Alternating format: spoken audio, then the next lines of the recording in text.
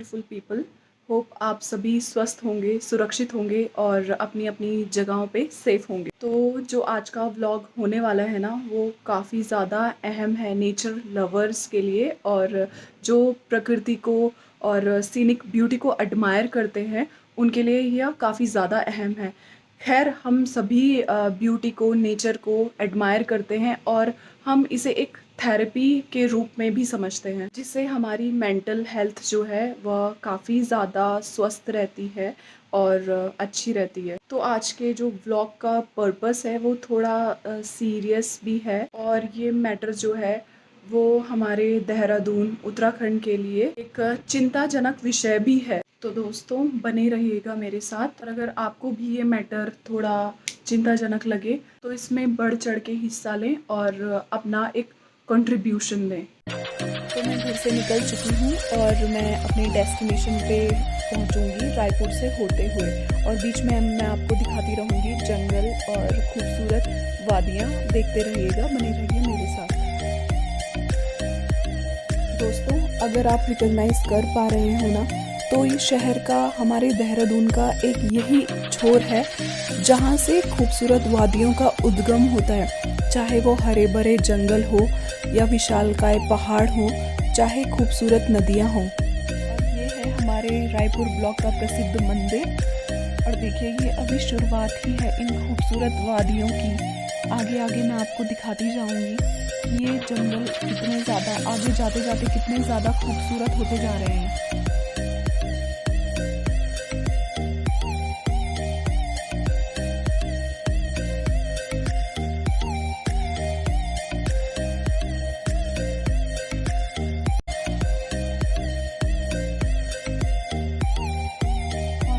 जाते हुए रायपुर चौक आने ही वाला है, और अगर आपको सीधे सामने दिख रहा होगा तो देखिए, यहाँ से जो हमारे पहाड़ हैं, उत्तराखंड के पहाड़, वो दिखने शुरू हो गए हैं। और ऐसे जो हमें आगे साइन बोर्ड्स जब दिखने लग जाते हैं ना, तो फिर तीन ही चीज़ मेरे माइंड में क्लिक होती है: खूबसूरती, शांति और नेचर। मैंने अपनी स्कूटी मोड़ ली है थानो एयरपोर्ट रोड की तरफ, और सीधे चलते चलते अगर मैं आपको राइट साइड में दिखाऊं तो ये है हमारे देहरादून का Maharana Pratap sports college. What an elegant name, right? और ये देखिए, हाल ही में मुख्यमंत्री द्वारा UKSSC की बिल्डिंग का निर्माण किया गया। वैकेंसी तो आती नहीं, बल्कि क्या फ़ायदा है ऐसी बिल्डिंग का। ये देखिए, ऐसी सड़कों पे और चारों तरफ जंगल ही जंगल, ऐसी सड़कों पे बाइक राइडिंग, स्कूटी राइडिंग या ड्राइविंग का एक अपना ही मज़ा है, और एक वो अलग ही एडवेंचर होता है ऐसी जगहों पे। दिन के बज रहे हैं 12 और एकदम तीखी धूप, लेकिन ये जंगल, ये ठंडी हवाएं सब कुछ भुला देती हैं और इतना मतलब राहत मिलती है। धूप इतनी ज़्यादा लग रही थी ना, तो मैंने सोचा कि थोड़ा छाया में थोड़ा सा रेस्ट लिया जाए, क्योंकि ये देखिए, पेड़ ही पेड़ और ठंडी ठंडी हवा। को तो पता ही है कि पेड़ हमें कितनी शुद्ध हवा देते हैं, और धूप के बाद छाया में कितनी ज़्यादा राहत मिलती है। और जहाँ पे मैं जा रही हूँ ना, वहाँ पे इतनी ज़्यादा क्राउड होने वाली है, तो इसलिए ये मास्क लगाना काफ़ी ज़रूरी है, बिकॉज़ सेफ्टी इज़ मस्ट। और ऊपर से कोरोना जैसी महामारी। हम का इलाका है ना, इसके चारों तरफ काफ़ी छोटे छोटे गांव बसे हैं इन वादियों के बीच, और इनका जो प्रमुख व्यवसाय है वह खेती हो गया या पशुपालन है, और डेयरी फार्मिंग हो गया, जिनके लिए चारा उनको जंगलों से लाना पड़ता है। घास, चारा और लीफ लिटर्स जिसे बोलते हैं। उड़ के छोड़ा है जहान नीचे मैं तुम्हारे, अब हूँ हवाले, अब दूर दूर लोग बाग मीलों दूर ये वादियाँ, धुआं धुआं तन हर बदली चली आती है छूने, पर कोई बदली कभी कहीं कर दे तन गीला, ये भी ना हो। किसी मंजर पर मैं रुका नहीं, कभी खुद से भी मैं मिला नहीं, ये गिला तो है मैं खफा नहीं, शहर एक से गांव एक से लोग एक से नाम एक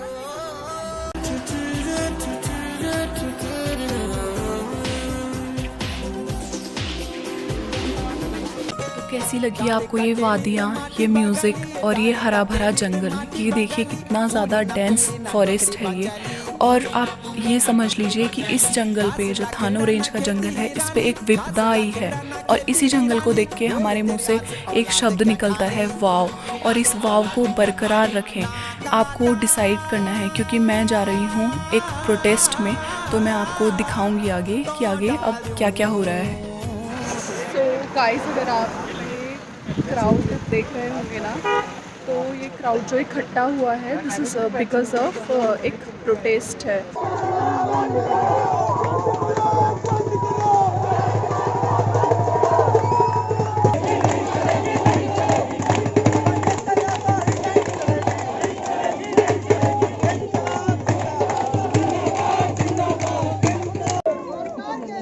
ये जंगल डेंस नहीं है, दुनिया का कौन सा जंगल डेंस है ये बताइए।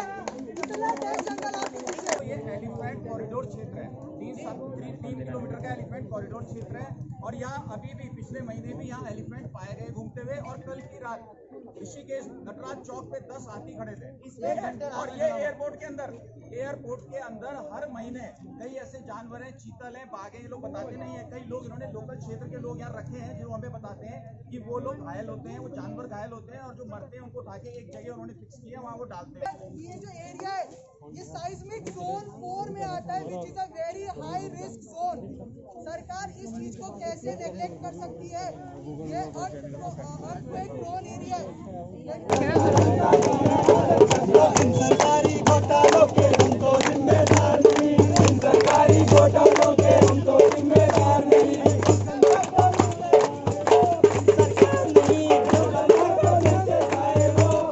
तो ये जो थानो बचाओ का प्रोटेस्ट है, इसमें हमारे साथ है हिमांशु एंड नितिन। तो आप क्या कुछ बोलना चाहेंगे इस बारे में कि ये कितना ज़्यादा ज़रूरी है हमारे लिए ये प्रोटेस्ट? ये प्रोटेस्ट की बात किया जाए तो ये सिर्फ देहरादून के लोगों के लिए नहीं, पूरे उत्तराखंड पूरे देश के लिए ज़रूरी है। जो हमारा यहाँ का बोला जाता है पहाड़ों के लिए, और जो खूबसूरती है, जो पेड़ पौधे हैं, यहाँ के जीव जंतु है, बहुत बड़ी खूबसूरती है। और यहाँ पे एयरपोर्ट बड़ा करने के चक्कर में ये इसको पूरा ख़त्म किया जा रहा है। सिर्फ 10,000 पेड़ों का जिक्र किया है, ये सिर्फ एक सरकारी आंकड़ा है। कितने कटते हैं, कितना बड़ा ये स्कैम है, इसका अनुमान लगाना बहुत मुश्किल है। और इसीलिए हम लोग स्टूडेंट्स, यूथ इस प्रोटेस्ट के इस जो ये कर रहे हैं पेड़ काटने का जो कार्यक्रम है, उसको अगेंस्ट में हम लोग यहाँ पे आए हुए हैं। जी, मैं आपसे एक और सवाल करना चाहूँगी। देखिए, हर एक स्टेट के लिए और जैसे बोलते हैं डेवलपमेंट, ये काफ़ी ज़्यादा ज़रूरी होता है। तो हमें दोनों चीज़ें बैलेंस भी की जा सकती है, जैसे कि पेड़ बचाना और साथ में कंस्ट्रक्शन करना। तो आपको क्या लगता है कि इसका क्या अल्टरनेट हो सकता है?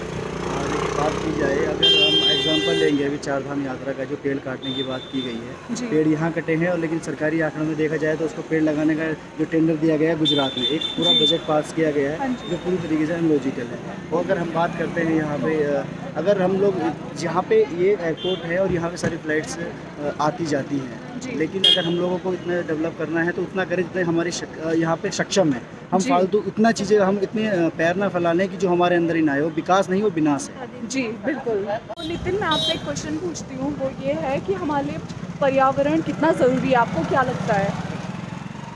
हम लोग की जो जनरेशन है ये बहुत ही ज़्यादा इन्वायरमेंटल कॉन्शियस जनरेशन है, क्योंकि हमारे करिकुलम जो भी रहा है उसके अंदर हमें खास तौर पे बताया गया कि ग्लोबल लेवल पे इन्वायरमेंट चेंज और क्लाइमेट चेंज की जो प्रॉब्लम्स है, इस कारण हम लोग इन्वायरमेंट को लेकर बहुत ज़्यादा अवेयर है। और जो ये वाली पर्टिकुलर प्रॉब्लम है, इसमें हम देख रहे हैं कि एयरपोर्ट एक्सपेंशन को लेकर ये कह रहे हैं कि 10,000 पेड़ काटेंगे, वो भी वहाँ से जो ऑलरेडी एक एलिफेंट रिजर्व है, शिवालिक एलिफेंट रिजर्व है, जहाँ पर टूरिज्म भी अलाउड, टूरिज्म भी जहाँ पर नहीं होता है, वहाँ पर ये पूरी जंगल काट के वहाँ पर जो है एक एयरपोर्ट की लंबाईकरण करना चाह रहे हैं। और ये कह रहे हैं, इस विकास को करने के लिए कह रहे हैं कि नंबर 1 की ये जो ये पूरा फॉरेस्ट एरिया है, इसको आप देख सकते हैं, पूरा फॉरेस्ट एरिया, इसको कह रहे हैं कि ये डेंस नहीं है। नंबर 1 ये कह रही है ये डेंस नहीं, और दूसरा इसके अंदर जो बायोडाइवर्सिटी है, जो प्लांट्स एंड जो एनिमल्स और प्लांट्स की जो एनिमल मूवमेंट है, वो बहुत ज़्यादा कम है। तो दोनों की दोनों बातें गलत और झूठी हैं। वो तो ऑब्वियस है, आप देख सकते हैं कि काफ़ी ज़्यादा मैंने पिछला भी अभी आते हुए दिखाया था कि काफ़ी ज़्यादा डेंस्ड है फॉरेस्ट, और उसकी जो कैनोपी है इतनी घनी है, तो वो तो ऑब्वियस सी बात है कि ये डेंस फॉरेस्ट है। और जो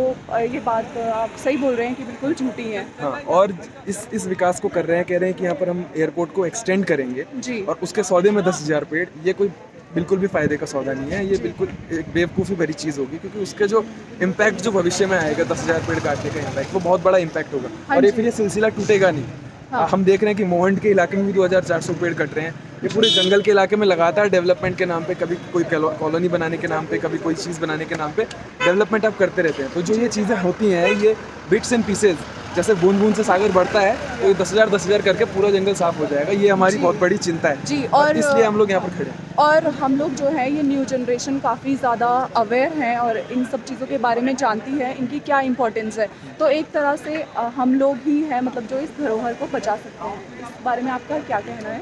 बिल्कुल, जो हम लोग हैं, हम लोग एक अवेयर जनरेशन है। हम लोगों ने अपने सामने बहुत सारे प्रोजेक्ट्स इस राज्य के अंदर लगते हुए देखे, जिसमें टिहरी डैम भी है, जिसके बारे में IIT रुड़की साहब कह चुका है कि बड़े से ज़्यादा छोटे डैम, आप छोटे छोटे डैम्स बना सकते हैं, इकोलॉजी को भी नुकसान नहीं होगा, पावर भी ज़्यादा जी उससे जनरेट होगा। हम लोग बैलेंस हो सकता है। हम लोग वो लोग हैं जो डेवलपमेंट नहीं, सस्टेनेबल डेवलपमेंट की बात करते हैं। सस्टेनेबल डेवलपमेंट चाहते हैं, इकोलॉजिकल बैलेंस चाहते हैं, ताकि हमारा आने वाला भविष्य जो है उसकी आबो हवा अच्छी हो, सांस लेने से हमें कैंसर ना हो। और ये पेड़ उसी सांस का तो जरिया होते हैं। हाँ। ये पेड़ उसी स्वच्छ पानी का तो जरिया होते हैं। क्योंकि जितना मुझे पता है, आई थिंक एक पेड़ जो है वो 1 टन कार्बन डाइऑक्साइड को अब्जॉर्ब करता है, राइट?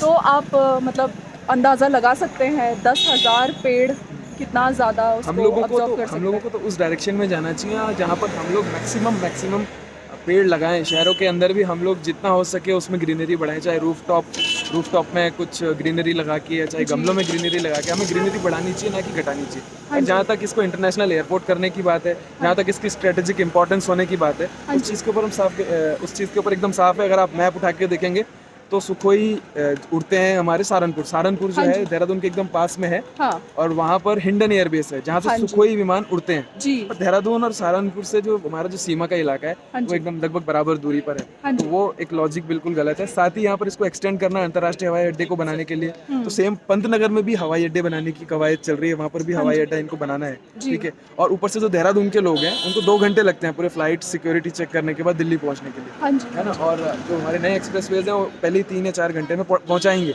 जी। तो 1 घंटे का ट्रेड हम कर सकते हैं इन 10,000 पेड़ों के लिए। और मुझे नहीं लगता कि स्पेसिफिकली देहरादून वालों के लिए एक अलग से इंटरनेशनल एयरपोर्ट बनाने की इतनी खास ज़रूरत है। और मुझे नहीं लगता कि वो कहीं भी इन 10,000 पेड़ों से, यहाँ पर रहने वाले एलिफेंट्स से, यहाँ पर रहने वाले लोग, इसके जो न सिर्फ उत्तराखंड को बल्कि जो पूरे नॉर्थर्न एरिया में जो यहाँ से हवा जाएगी, उसके लिए उससे हम ट्रेड नहीं कर सकते। क्योंकि जो ये पेड़ हैं, इनकी जो हवा है, ये सिर्फ देहरादून या उत्तराखंड के लिए तो नहीं है, ये पूरे देश के लिए है, ये पूरे नॉर्थर्न एरिया के लिए है। तो इसीलिए बोलते हैं ना, work local and think global, तो ये उस क्राइटेरिया को मैच करता है, राइट? तो हम लोगों को इस पे खड़ा होना चाहिए, जितने भी हम लोग यूथ हैं, जितना भी इन्वायरमेंटल स्टडीज़ पढ़ी है 6 से लेकर 10 तक, 12 तक, जिन्होंने भी ग्रेजुएशन में पेपर दिए हैं, ये वो तो थ्योरी था, उसको तो हमने पढ़ लिया, but this is the time to act. यहाँ पर हमको इम्प्लीमेंट एंड प्रैक्टिकल, बिल्कुल। क्योंकि जो हमारे जो स्टेट में जो लोग हैं, जो एडमिनिस्ट्रेशन, शासन प्रशासन के लोग हैं, उनकी जो सोच है उससे समझ सकते हैं कि इस चीज़ को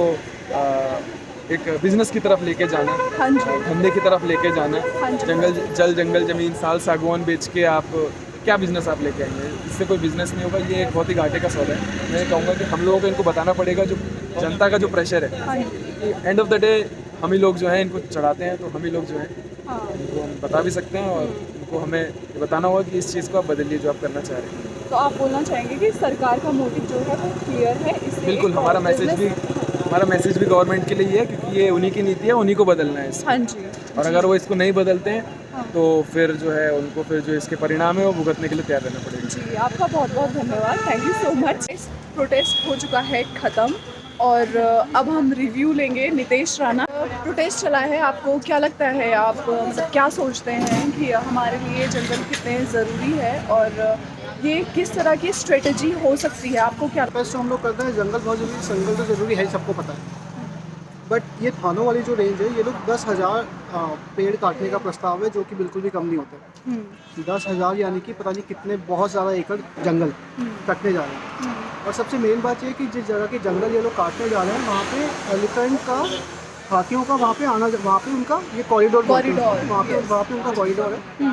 प्लस और भी बहुत सारे जानवर वहाँ पे है, चीतल है, अपने बाघ वगैरह तो है वहाँ पे, लेपर्ड हो गए। तो इन सब अगर ये 10,000 पेड़ काटेंगे तो इन जानवरों का घर कहाँ जाएगा?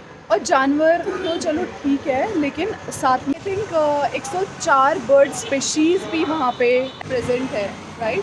104 स्पीशीज़ प्रेजेंट है। कितने जानवर हैं वहाँ पे? इसके अलावा जानवरों की, अगर जानवर भी है और इसके अलावा पेड़ों से जो हमें जो नेचुरल प्रोडक्ट्स हमें मिल रहे हैं, हमें हवा मिल रही है, पानी में अच्छा इन्वायरमेंट मिल रहा है, माइक्रो इन्वायरमेंट खराब हो जाएगा। प्लस देहरादून की एक इमेज जो है वो एयरपोर्ट से हमारी इमेज बनती है। जब कोई बंदा जैसे यहाँ पे लैंड करता है उसको सबसे पहले हरियाली दिखती है, और ये हमारे देहरादून के, उत्तराखंड की इमेज है जी। ये बहुत ये ज़रूरी चीज़ें हमारे लिए हैं। और प्लस एक और बात ये है कि इन्होंने फॉल्स जो ऑब्लिगेशंस किए हैं रिपोर्ट में, वो किए हैं इन लोगों ने, कि जैसे उन्होंने दिखाया, जैसे वहाँ पे है ना कि फ्लोरा फौना वहाँ पे नहीं है, जानवरों उन्होंने दिखाया कि ये जो कॉरिडोर है यहाँ पे एनिमल्स की जो पॉपुलेशन है वो बहुत ही ज़्यादा कम है, जो कि एकदम ही फॉल्स प्रोपोगेशन है। तो सबसे पहली बात तो जो रिपोर्ट में जो एनालिसिस कर रहे हैं लोग, या फिर जो मेंबर्स हैं कमेटी के, वो इतने पढ़े लिखे लोग हैं, वो इन तरह के झूठे इनके तथ्य हैं, इनको ये लोग कैसे ये लोग मान रहे हैं। तो जैसे कि देहरादून में फॉरेस्ट है, वाटर कंटेंट जो होता है, फॉरेस्ट है, वाटर है, और नेचुरल इतनी सारी स्पेशीज़ है, वाइल्ड लाइफ हो गया, और देहरादून में forest research institute, Wadia institute और wildlife institute of India, जो ये संस्थान है, इनका क्या योगदान होना चाहिए इस प्रोटेस्ट में? आपको क्या लगता है?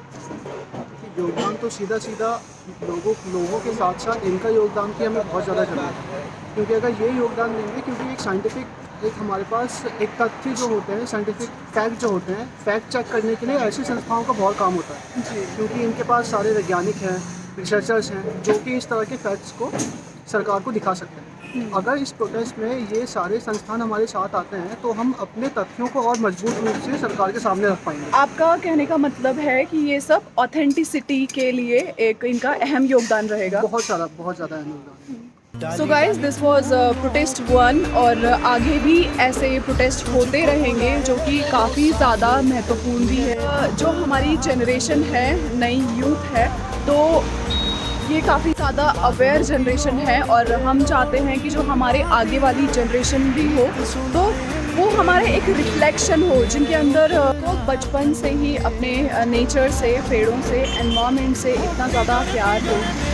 तो हम आगे भी ऐसे ही प्रोटेस्ट करते रहेंगे, क्योंकि यह काफ़ी ज़्यादा ज़रूरी है, क्योंकि उत्तराखंड के पेड़ पौधे, जंगली जानवर और ये जो सारी वादियाँ हैं, ये हमारा एक धरोहर है जिसको हमने बचाना है, और इसको बचाने के लिए आंदोलन करना काफ़ी ज़्यादा ज़रूरी, क्योंकि अगर उत्तराखंड आंदोलन भी नहीं हुआ होता तो आज हम इतना प्राउडली कभी नहीं कह सकते कि हम उत्तराखंड से हैं, हम देहरादून से हैं, और हम ऐसी वादियों में रहते हैं। हमें काफ़ी ज़्यादा प्राउड फील होता है, हम काफ़ी ज़्यादा गर्व महसूस करते हैं ये बोलते हुए कि हम देहरादून से हैं, हम उत्तराखंड से हैं। तो ऐसे प्रोटेस्ट होने काफ़ी ज़रूरी है।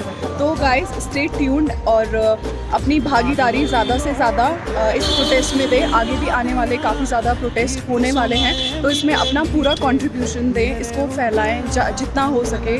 तो safe tree, safe forest, safe थानों, और stay tuned with us, and जय उत्तराखंड, जय भारत।